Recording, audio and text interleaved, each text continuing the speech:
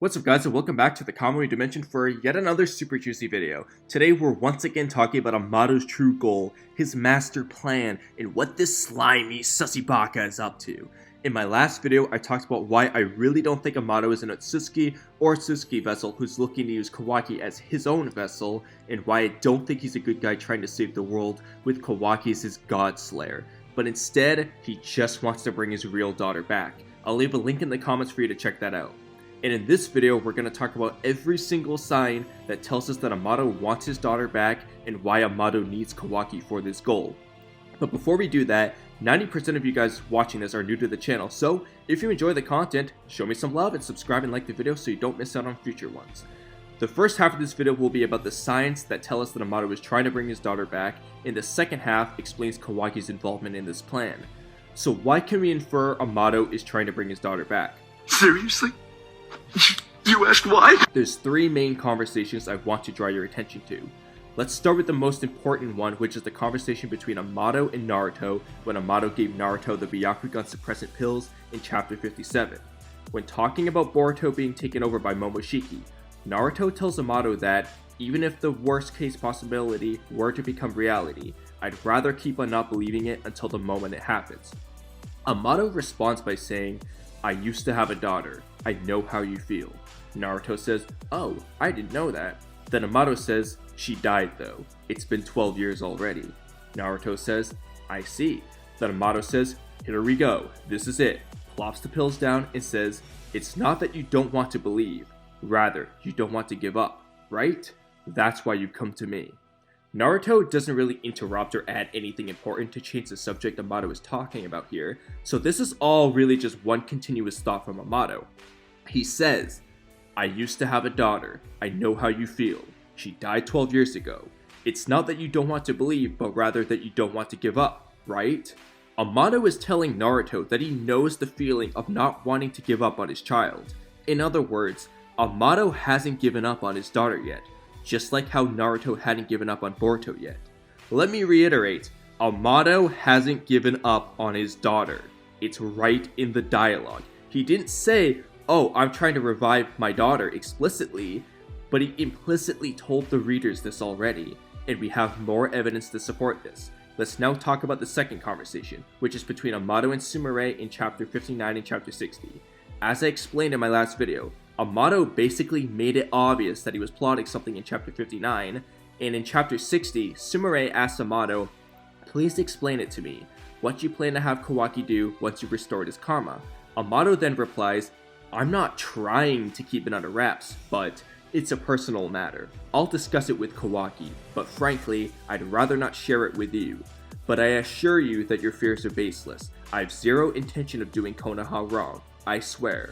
Amado tells Sumire that he indeed does want Kawaki to do something after Amado restores his karma seal, but he doesn't want to share that with Sumire because it's a personal matter, but he's not trying to harm the Leaf Village. This fits right in with Amado trying to bring his daughter back. It's a personal matter that he doesn't want everyone knowing about, and it doesn't directly harm the Leaf Village. He's not a big bad guy with some evil goal, he's just trying to do something personal for himself. Let's now talk about the third conversation, which is between Jigen and Amado during the wish scene in chapter 39. Jigen talks about how Boruto and Kawaki will become powerful Otsutsuki and grow a huge divine tree and devour all life on the planet. He then says, don't worry, Amado. Everyone's wishes will be granted, including yours, of course. Amado then says, yeah. Looks at Delta with a sad expression on his face and says, I'm counting on it, Jigen. So this tells us that Amado has a wish that he wanted granted by Jigen, which at this point you should be guessing is probably related to bringing his daughter back, since he obviously cares about her and hasn't given up on her. And this wish also seems to somehow be related to Delta by how he looks at her with a sad expression, which is where we get the possible link of Delta and Amado's daughter, where I'm kind of wondering if Delta is a clone of his daughter, similar to how Kashin Koji was a clone of Jiraiya. But just like how Kashin Koji is different from Jiraiya, it does not have all of his memories or personality, neither does Delta, and maybe Amado's wish is to make Delta become his real daughter again. But whether Delta is related or not doesn't actually matter here, his wish still is likely to bring his real daughter back. So now we should wonder how Jigen or Ishiki could even do this, and truthfully, we don't know exactly how he could, but there is a lot of mythology behind Ishiki and granting wishes that I want to talk about now. As many of you probably know, Kishimoto loves using Japanese and Hindu mythology in his writing, and it is present all over the place in Naruto and Boruto, and every Atsuki so far has been based off of some folktale as well. Ishiki is no exception, who is mostly based off the tale of Isshin Boshi, the One-Inch Man. We're not going to cover all of Ishiki's mythology though here, we're just going to stick to the relevant parts, which is the legendary Japanese magic hammer called the Uchide no Kuzuchi, which is able to grant any wish. It was said to be wielded by the deity Daikoku-ten, which also happens to be an ability of Ishiki. In the Isshin Boshi story, Isshin acquires the wish-granting mallet after defeating an ogre, where he then uses the mallet to grant his wish to grow from 1 inch into a full-size person, which obviously we see implemented in Boruto with Ishiki's Sukuna Hikona ability. Now, I'm not the first person to say any of this, but if you look at the design on Ishiki's chest in his jacket, it looks pretty similar to the wish-granting mallet, which is probably in reference to Ishiki being able to grant the wishes of the members of Kara. Or at least he said he could. And then this brings us to Kawaki and what Amado wants Kawaki to do with his Karma Seal. Shikamaru points out in chapter 68 what the fans have noticed, which is that Amado seems obsessed with Kawaki's Karma Seal. That specific Karma Seal. Now, why is that? Seriously? You asked why? It's because that Karma Seal gives Kawaki access to Ishiki's abilities. He wants Kawaki to grant Amado his wish like Ishiki originally was supposed to do.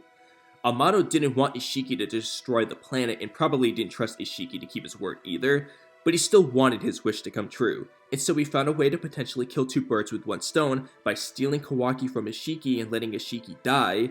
Now Ishiki can't take over the world, and Kawaki can fulfill his wish. However, he needs Kawaki to fully master his Karma Seal in order to pull this off. But he doesn't want to just ask Kawaki to take back the Karma Seal to grant his wish, probably because he knows Kawaki doesn't want to just do that for Amado, it would probably just kill him instead. And so, instead, Amado came up with a plan to trick Kawaki into desiring the Karma Seal's power, by creating Code's white Karma Seal to make Code extremely powerful, like I mentioned in a previous video, and then by putting ideas into Kawaki's head that he is grieving over the loss of his Karma Seal, and that he will need his karma back if he wants to protect Naruto and his friends. So Kawaki would have no choice but to willingly desire the Karma Seal, just as he did when Naruto's life was in danger at the end of chapter 65. This is why I keep saying I feel like Amado is eventually gonna willingly remove Code's limiters, so that Kawaki will have to continue to master his Karma Seal in order to defeat Code and protect Naruto. Once Kawaki has fully mastered all of Ishiki's abilities, he could then grant Amado's wish to bring his real daughter back. Like I said, there's a lot of evidence to point us in this direction. We have Amado implicitly telling the readers that he hasn't given up on his daughter. He told Sumire that he indeed wants Kawaki to do something with his Karma Seal, something that is a private matter but would not harm Konoha. He had a wish that Jigen spoke of, which had Amado looking at Delta with a sad expression. There's dialogue, mythology, and character designs to indicate that Ishiki had the ability to grant wishes, and Kawaki can gain access to Ishiki's abilities via this new Karma Seal. It makes a lot of sense. Unless, of course, Ishiki was just lying about being able to grant wishes, and everyone just believed it, which will honestly be hilarious if Amado goes through all of this just to find out Kawaki can't even grant wishes, because the ability never existed, and so everything was a waste of time, and now Kawaki is super powerful, and could probably kill Amado for using him and pissing him off. That would be pretty funny, and I could actually see that happening. I could go 50-50 whether or not Kawaki could actually grant the wish. But either way, whether Kawaki could actually grant wishes in the future or not, I definitely think this could be what Amado's intentions are and what he's been plotting all this time. But I really want to hear from you guys. What do you guys think about this theory? Do you think all of this makes sense and is what Amado's master plan is? Or do you disagree and think it might be something else? Let me know in the comment section below, and if you disagree, give me a breakdown of why you feel the way that you do and why you think Amado is after something else. I love reading your comments, so don't be afraid to give reasons for your opinions. For those of you who made it this far, thank you so much for the support, but I do have to remind you that You're already under my genjutsu. so subscribe, leave a comment, like the video, and hit that bell icon for notifications. Have a great rest of your day, and I'll catch you guys next time. Bye!